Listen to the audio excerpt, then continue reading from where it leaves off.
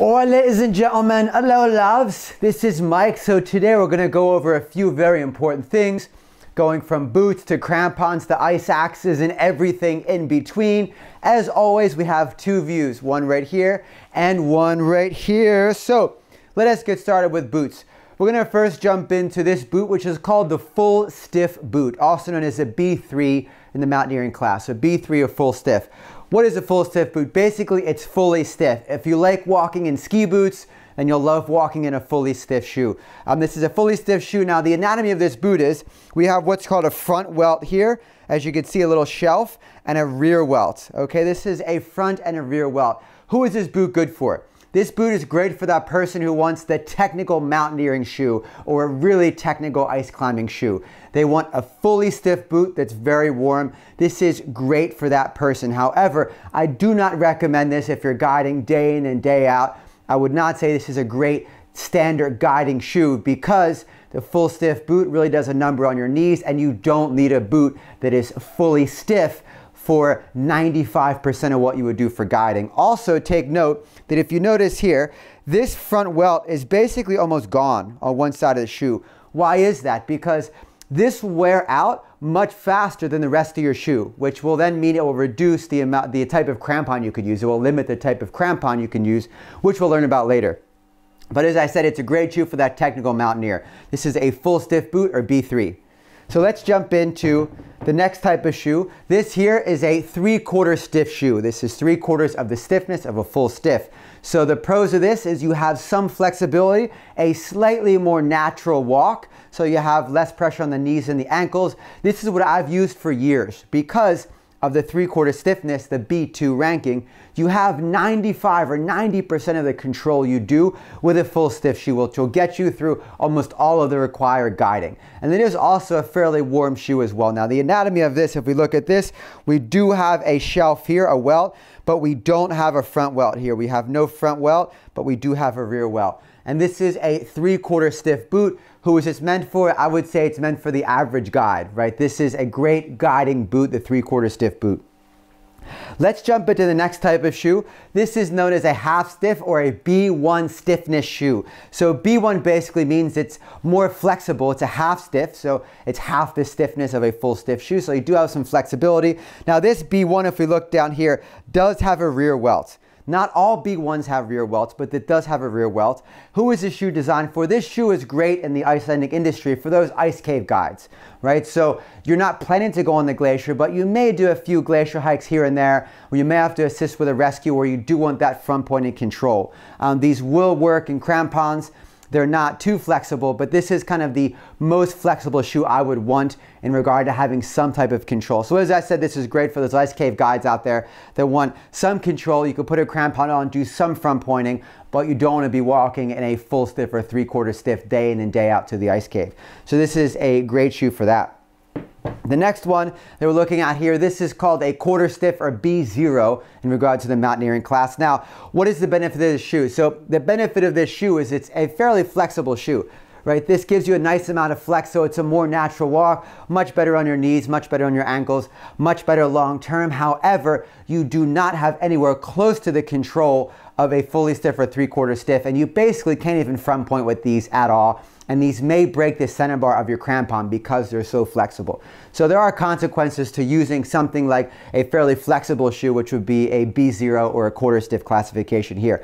What are these used for? Who are they for? These are great as an approach shoe, meaning you want a more flexible shoe to go to the big ice climb where you will put on the fully stiff shoes with what are called fully automatic crampons to do the climb, and you put these back on and walk back down to your car. So these are great approach shoes, or you could get away with these in the ice cave because generally speaking, as I said, you're not putting on crampons unless you really need to potentially for emergencies, but I would recommend the B1s for that. So just to review, I do recommend, guys, for you guides out there, stick with the 3/4 stiff shoe, the rear welt, no front welt, nice and warm, a lot of control, but also some flexibility, better for the knees long term. So that's a 3/4 stiff or the B2 stiffness shoe. Let's jump into crampons now. And as we say, crampones, right? Crampons. So we're gonna go over the first, got so excited, I'm joking. Whew, Jesus. So we're gonna go over the first type of crampon. This is called the strap-on crampon. Why? Because there's a basket in the front, basket in the rear. We do not have any bails. We'll talk about in other crampons. But let's look at the anatomy of this crampon. So we have the rear basket, the front basket. Now, anatomy of a crampon in general, we have a front plate here. We have a rear plate here. We have 10 points on this crampon. We have what's called a center bar here. We have a feather here. This is an adjustment point for the crampon. You pull the feather, you can adjust it here. Also on the bottom, we have what are called anti-balling plates. These orange plates here are anti-balling. They basically prevent snow buildup, snow attaching to your crampon, super pain in the butt to walk in. So yeah, these are really nice to have if you're doing any type of mountaineering where you're going to be in a lot of snow. So these are anti-balling plates. Last thing I want to talk about here, let's go back to this view. We have these front points are called horizontal front points. If you notice, they're fairly wide, right? And you have nothing under them, no support under. This can go on any boot, right? It can go on a B0 all the way to B3 because it doesn't need front or rear welts. It doesn't need any welts to keep the crampon secure. It just straps on your foot. So this is okay for all of the boots. Take note because that's very important. Also, clients do not have rear or front welts most likely. So let's jump back in now to the semi-automatic crampon. The semi-automatic crampon, Grivel G12. We look at the crampon, we have a front basket here, but we have this clip back here. We have a clip. Now, how does this go on? Let's talk about how it goes on. I'm going to put the 3/4 stiff shoe just in the front like normal. I'm going to put it between these rear welts here. I'm going to put this orange clip on the back and push it down here. And now, as you can see, it's resting on this rear welt. And that's how this crampon will go on. Of course, I would finish with the straps, but we know how to put on crampons.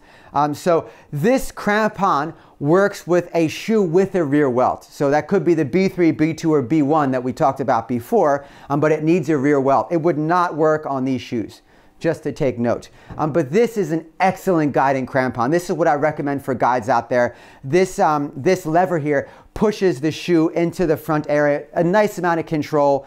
In general, this is a great crampon, the Grivel G12. And I recommend this type of semi-automatic crampon as a guiding crampon. Okay, let's jump back in now to the climbing crampon. So this is a Singing Rock climbing crampon here.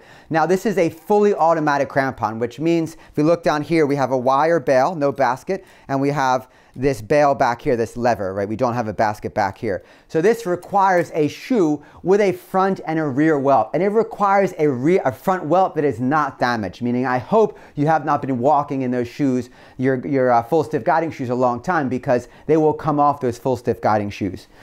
So how do we put this on?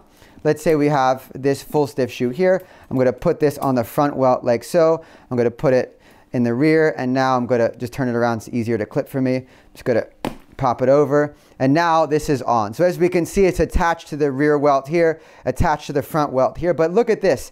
Basically, it's almost coming off the front. This welt here is almost destroyed. So this wire bail I would not trust at all.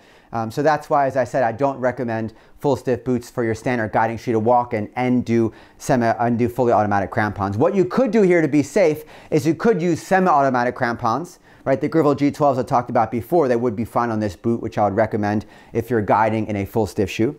So let's take this off. Now, who is this for?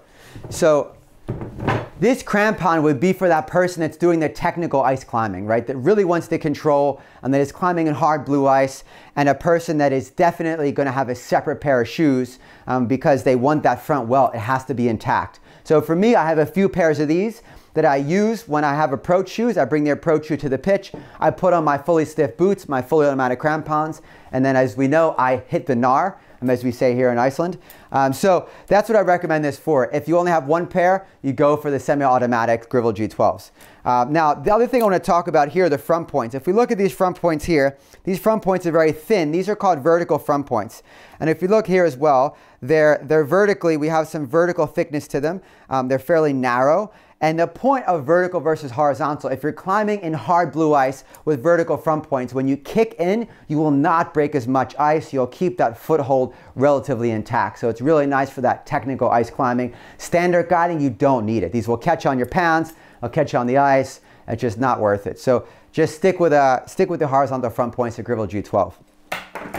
Oh, ladies and gentlemen, we're almost there. Here we go. Stick with me. Let us jump in now to ice axes. Ice axes. As I learned here in Iceland, the first Icelandic was Jag Ice Axe, which means I am an ice axe. Why?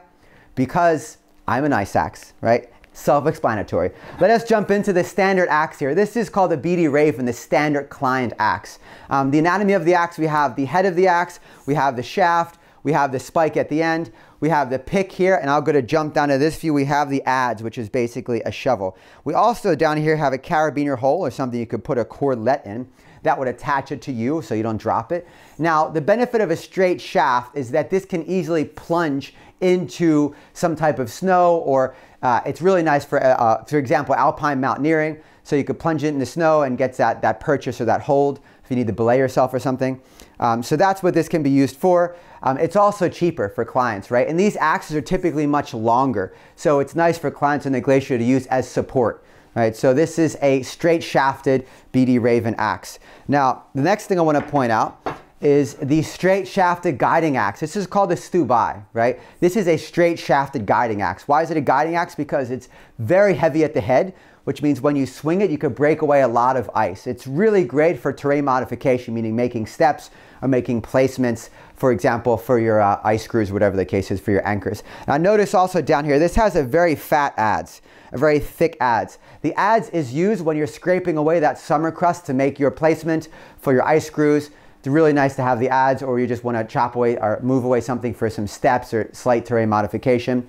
This is straight shafted with a grip down here, standard spike, but this has a really nice swing. So this is a straight shafted guiding axe.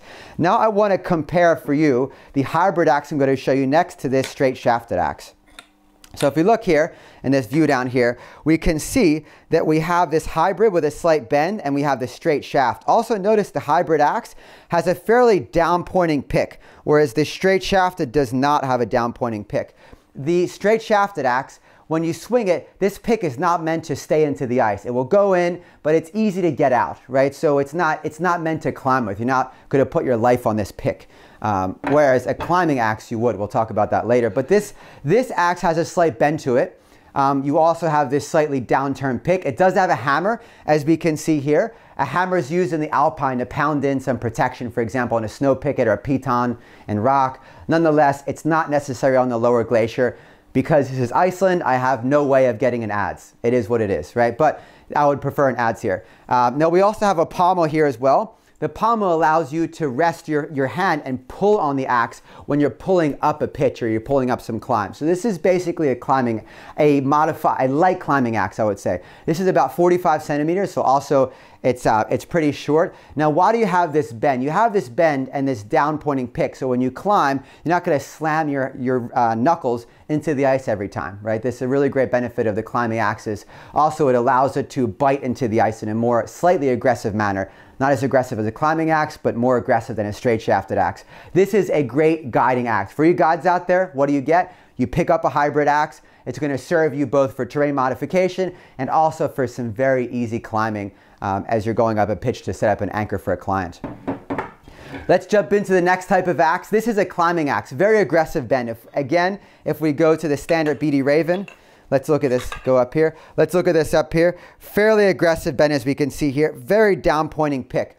So this means when this axe goes in, you do not want it to come out because your life is on the axe, right? When you're climbing big walls, whatever the case is. So this is meant for climbing, which means it's terrible for making steps with or simple terrain modification. I do not recommend that you purchase a climbing axe as your guiding axe. This is a climbing axe and not a standard guiding axe. For the guiding axe, I recommend you purchase the hybrid axe I showed you before, which is the Grivolite machine, as we can see here, or you grab the Stubai if you're not going to do much climbing or almost any climbing. Really nice for terrain modification. So that's it, ladies and gentlemen. I hope you enjoyed the video. As we say here in the land of fire and ice, Shangalao Ban.